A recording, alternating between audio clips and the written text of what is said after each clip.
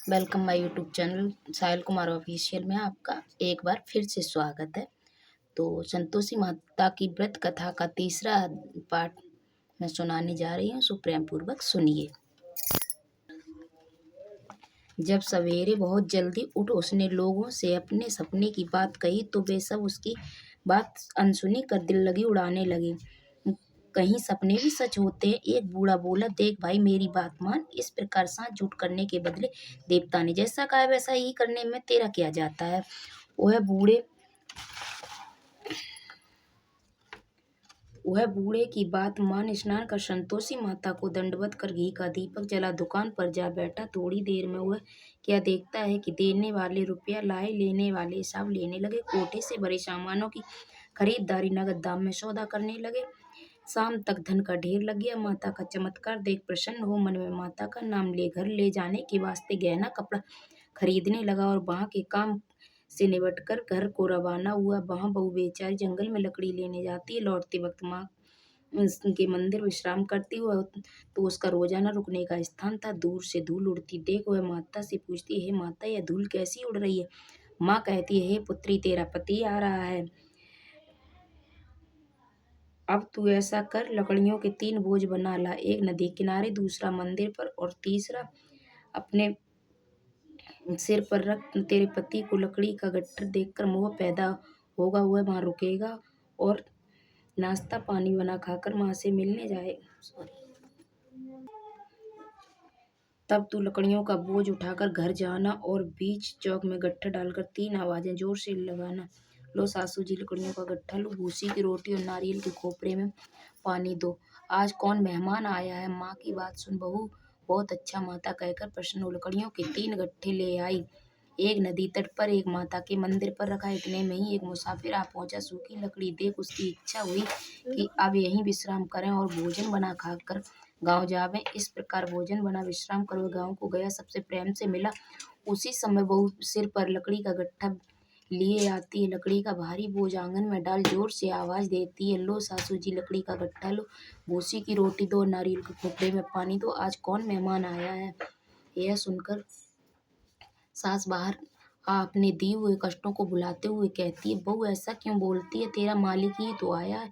आ बैठ, मीठा भात खा, भोजन कर, कपड़े गहने पहन। इतने में आवाज सुन उसका स्वामी बाहर आता है और अंगूठी देख व्याकुल हो माँ से पूछता है, माँ यह कौन है। माँ कहती है, बेटा यह तेरी बहू है। आज 12 वर्ष हो गए तू जब से गया है, तब से सारे गांव में जानवर की तरह भटकती फिरती है, काम काज घर का कुछ करती नहीं है, 4 समय आकर खा जाती है। अब तुझे देखकर भूसी की रोटी और नारियल के खोपरे में पानी मांगती हुए लज्जित हो बोला, ठीक है माँ, मैंने इसे भी देखा और तुम्हें भी देखा है, अब मुझे दूसरे घर की ताली दो तो मैं उसमें रहूं। तब माँ बोली, ठीक है बेटा, तेरी जैसी मर्जी, कहकर ताली का गुच्छा पटक दिया। उसने ताली ले दूसरे कमरे में जो तीसरी मंजिल के ऊपर था खोलकर सारा सामान जमाया। एक दिन में ही वह राजा के महल जैसा ठाट बाट बन गए। अब क्या था, वे दोनों सुख पूर्वक रहने लगे। इतने में अगला शुक्रवार आया। बहू ने अपने पति से कहा, मुझे माता का उद्यापन करना है। पति बोला, बहुत अच्छा, खुशी से करो। और तुरंत ही उद्यापन की तैयारी करने लगी। जेठ के लड़कों को भोजन के लिए कहने गई, उसने मंजूर किया, परंतु पीछे जेठानी अपने बच्चों को सिखलाती है, देखो रे, भोजन के समय सब लोग खटाई मांगना जिससे उसका उद्यापन पूरा न हो। लड़के जीमने आए, खीर पेट भरकर खाई, परंतु याद आते ही कहने लगे, हमें कुछ खटाई दो, खीर खाना हमें भाता नहीं है, देखकर अरुचि होती है। बहू कहने लगी, खटाई किसी को नहीं दी जाएगी, यह तो संतोषी माता का प्रसाद। लड़के तुरंत उठ खड़े हुए, बोले पैसा लाओ। बोली बहू कुछ जानती नहीं थी, सो उन्हें पैसे दे दिए। लड़के ने उसी समय जाकर के इमलीला खाने लगे। यह देखकर बहू पर माता जी ने कोप किया। राजा के दूत उसके पति को पकड़ ले गए। जेठ जेठानी मनमाने खोटे वचन कहने लगे लूट लूट कर धन इकट्ठा कर लाया था, सो राजा के दूत पकड़ कर ले गए। अब सब पता मालूम पड़ जाएगा जब जेल की हवा खाएगा। बहू से यह वचन सहन नहीं हो, रोती रोती माता के मंदिर में गई। हे माता, तुमने यह क्या किया है, हंसाकर अब क्यों रुलाने लगी हो। माता बोली, पुत्री तूने उद्यापन करके मेरा व्रत भंग किया, इतनी जल्दी सब बातें भुला दी। वह कहने लगी, माता भूली तो नहीं हूँ, न कोई अपराध किया है, मुझे तो लड़कों ने भूल में डाल दिया, मैंने भूल से उन्हें पैसे दे दिए, मुझे क्षमा कर दो। माँ बोली, ऐसी भी कहीं भूल होती है। वह बोली, माँ मुझे माफ कर दो, मैं फिर से तुम्हारा उद्यापन करूंगी। माँ बोली, अब भूल मत करना। वह बोली, अब न होगी। माँ अब बताओ वह कैसे आवेंगी। माँ बोली, जा पुत्री, तेरा पति तुझे रास्ते में ही आता मिलेगा। वह घर को चली। राह में पति आता मिला। उसने पूछा, तुम कहाँ गए थे? तब वह कहने लगी, इतना धन कमाया, उसका टैक्स राजा ने मांगा था, वह भरने गया था। वह प्रसन्न हो बोली, भला अब घर चलो। कुछ दिन बाद फिर शुक्रवार आया। वो बोली, मुझे माता का उद्यापन करना है। पति ने कहा, करो। वह फिर जेठ के लड़कों से भोजन करने कहने गई। जेठानी ने तो एक दो बातें सुनाई, लड़कों को सिखा दिया कि तुम पहले ही खटाई मांगना। लड़के कहने लगे, हमें खीर खाना नहीं आता जी, बिगड़ता है, कुछ खटाई खाने को देना। वह बोली, खटाई खाने को नहीं मिलेगी, आना हो तो आओ। वह ब्राह्मणों के लड़के को ला भोजन कराने लगी। यथा दक्षिणा की जगह एक एक फल उन्हें दिया।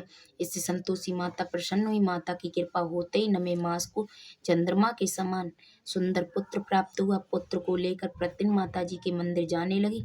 माँ ने सोचा, यह रोज आती है, आज क्यों न मैं इसके ही घर चलूं, इसका आसरा देखूं तो सही है। विचार कर माता ने भयानक रूप बनाया। गुड़ और चने से सना मुख, ऊपर सूंड के समान ऊंट, उस पर मक्खियां भिनभिना रही थीं।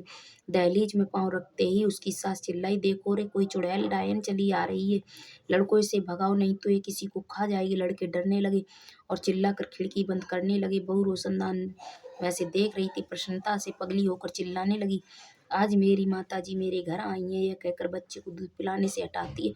इतने में सास का क्रोध फूट पड़ा। बोली, रानी से देखकर कैसी उतावली हुई है, जो बच्चे को पटक दिया। इतने में माँ के प्रताप से जहाँ देखो वहाँ लड़के ही लड़के नजर आने लगे।